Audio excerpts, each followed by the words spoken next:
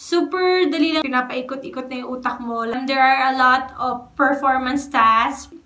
Para siyang output-based. Ang kailangan nilang bilhin. Mo yung record.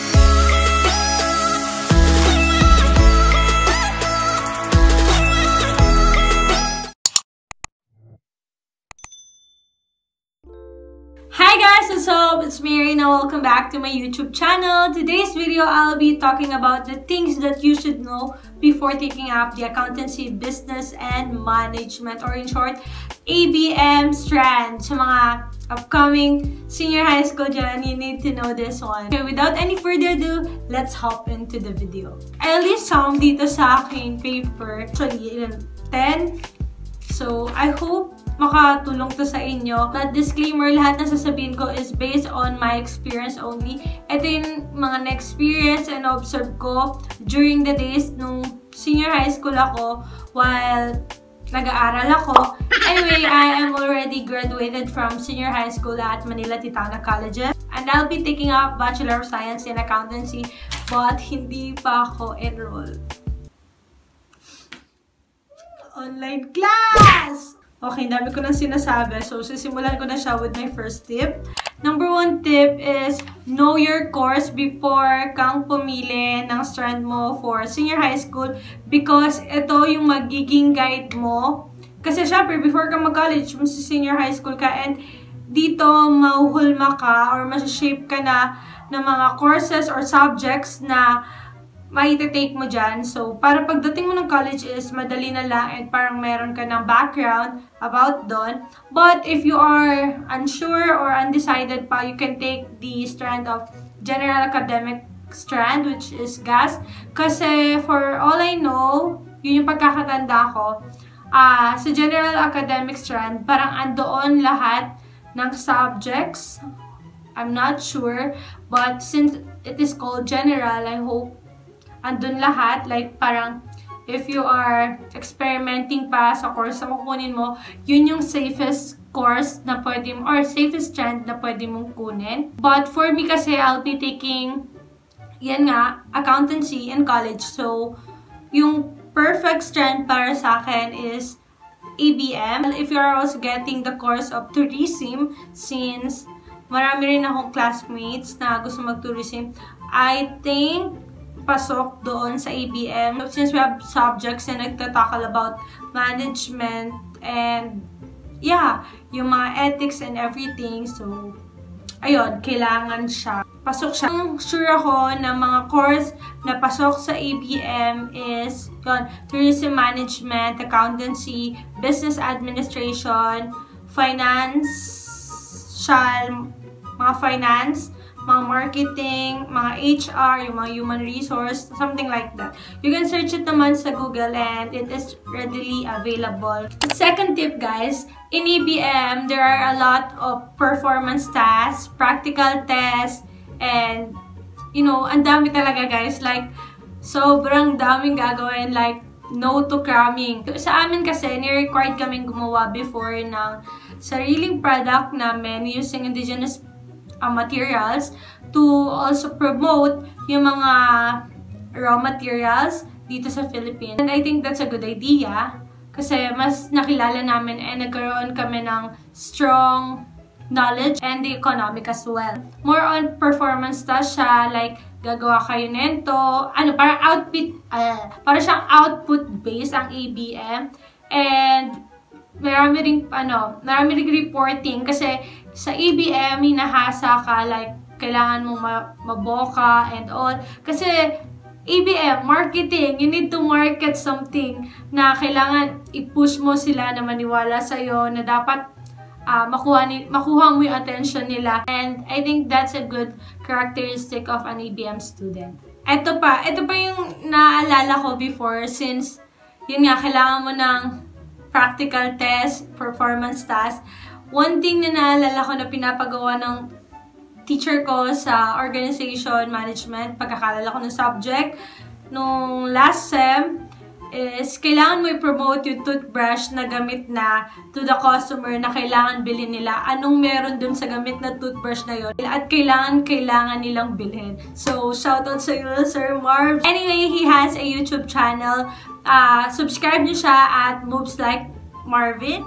Okay guys, since ABM ako, focus siya sa accountancy, which is about allocating your assets, recording, summarizing, everything. Like, kailangan mo i-record yun. Kasi siya sa financial state. We all know money is very important. While business, it's all about marketing, economics, promotions, business world.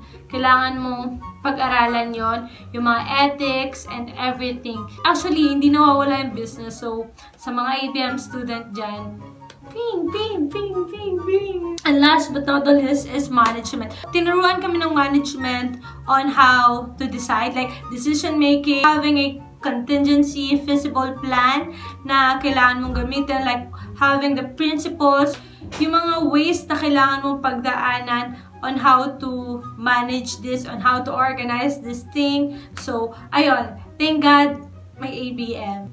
Okay guys, in ABM, you need to have a creative mind because this is more of innovations in product, in performance, in doing new things, in doing, dapat naka-incorporate na innovation sa mga gagawin mo because ito naman talaga yung hinahanap ng mga tao ngayon to support and to promote as well. Kasi bago siya sa paningin, so may hugot effect siya para sa marami.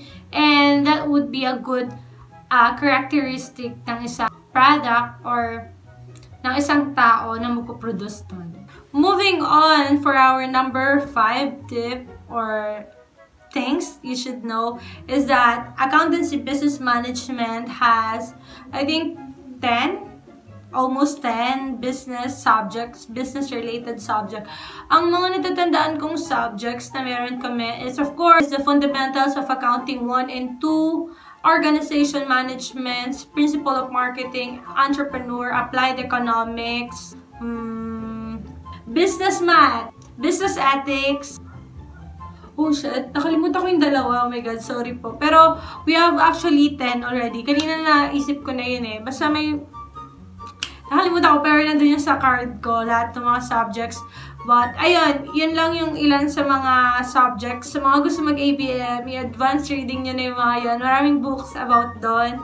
And, nabibili na yun siya sa mga Shopee or online. We have the principles of marketing. Nabanggit ko na ba? I'm not sure. Pero yun, kasama din siya. Number 6, science. Meron bang science sa ABM? Yes po, hindi ka pa rin po makakatakas. May science pa rin po. But yung science namin is nung grade 11 lang. And ano lang siya, earth science. And you don't need to bug yung dibdib mo. Hindi mo kailangan kabahan. Kailangan po ba magaling sa math subjects or mathematics? No, you don't need to. Because sa ABM, simple lang ng mga equations doon. Paul, basic math lang kailangan mo sa accountancy, business, and management. But we have this specific subject na may mga equations talaga, which is the, I don't think, nakalimutan ko, business math, then statistics and probabilities. Business math, something like that. And you don't need to worry because yung tinatakil doon is commissions, percentage, rate, yung mga ganun lang, which is kinakailangan din talaga sa mga business, like yung mga real estate. Super dali lang ng mga equations nun, and hindi mo naman siya kailangan kabisuduin sa life kasi minsan kailangan mo na lang din siya isa-isip and damdamin. Calculator is your best friend. Guys, wait lang. Ay, wala pala dito yung calculator ko sa room ko. But, guys, yung calculator ko is gamit pa yun ng sister ko way before paano nag-aaral siya. Ngayon, nagtatrabaho na siya.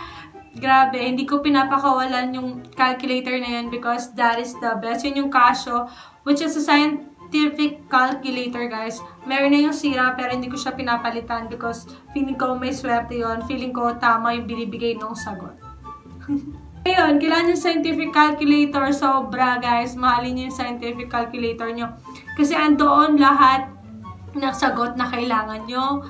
Doon, i-compute nyo yung misking 1 plus 1. I-add mo pa yun kasi hindi ka sure na 2 ang sagot doon. Basta ganun, guys. Nakakapraning ang ABM. I swear. Ayan, kailangan mo ng calculator kasi may mga teachers na hindi talaga napayag na mag-phone ka. Plus, pagdating din ng mga board exam, if ever magtitake ka, hindi naman papayag yung proctor mo na mag-cellphone ka habang nag-e-exam. So, dapat mas maaga sanayin mo na yung sarili mo na gumagamit ng calculator. Number 9, it's more of analytical and logical skills because you have so many things to understand. Yung mga concepts na dapat ipasok mo, hindi lang dapat i-memorize. Like, kailangan mo i-absorb lahat ng natutunan mo because gagamitin mo talaga siya until after mo mag-college because pagdating mo sa professional world, yun yung mga jargons, yun yung mga concepts, yun yung mga ideas na dapat mong i-apply sa work mo. May mga problems na logic lang naman and pinapaikot-ikot na yung utak mo. Like, kailangan mo lang talaga intindihin, i-translate mo sa Tagalog kung kailangan mo, and makukuha mo rin yan, hopefully. Sana makuha natin yan. Last na. Sa EBM is more of payaman. Wow, payaman kasi halata naman, business-minded people. Bili-bili kayo dyan, Fresh and Divisoria, 10-10, 20-20, at iba pa. Sa ABM, hindi ka mawawala ng pag-asa. Kung ayaw mo pumasok ng ikaw yung empleyado, gusto mo ikaw yung boss, well, magtayo ka ng business mo, and ikaw yung mamahala nun, and hopefully, yumaman ka, and bigyan mo ako dyan. Ayan guys, marami payaman sa ABM, like mga business-minded people, lalo na kung alam nila kung paano i-apply yung mga natutunan and channelin dyan. So, ayun. Okay guys, that is it for this video. Hindi ako makapagsalita about STEM, UMS, GAS, Tech, Voc, any other arts and Kemerut. Wala akong masabi kasi guys, wala akong experience doon. But, kung tatanungin niyo ako kung madali ba yung ABM or not, ang masasabi ko, based on my experience, ano siya, 50-50, hindi, actually 70-30. 70, madali siya, and 30% mahirap. Because 70% nahanap ko dun yung passion ko, and minahal ko na rin yung ABM kasi marami talaga akong natutunan doon. Medyo may parts na nadalian talaga ako. And 30% mahirap. Hindi naman talaga mawawala yung hirap sa lahat ng pagdadaanan mo sa buhay. And dun ka talaga matututo. And dun ka mapupush na itodo mo pa. Feeling mo andito yung puso mo sa mga nabanggit ko. Well, go take accountancy, business, and management. Walang masama kung itatry. But sayang din kasi intuition. Baka ayaw mo rin naman pala. Well, mag-isip-isip ka muna. And manood ka din ng other videos. Baka yun na rin talaga yung makatulong sa'yo. And do some research. Kailangan mo yan. Para sa'yo yan. And para wala ding nasasayang na money. Pero kung mayaman ka, sige, bahala ka. Pero yun nga. Sayang talaga, guys. So, do some research and ask your parents. Ask someone who's professional about it. And sana makatulong din sila sa inyo. So yeah, thanks for watching everyone. I hope you like, share, and subscribe this video. Don't forget also to follow me on all my social media accounts. I have an Instagram lang pala. So yeah, bye guys. Manners matter. Bye.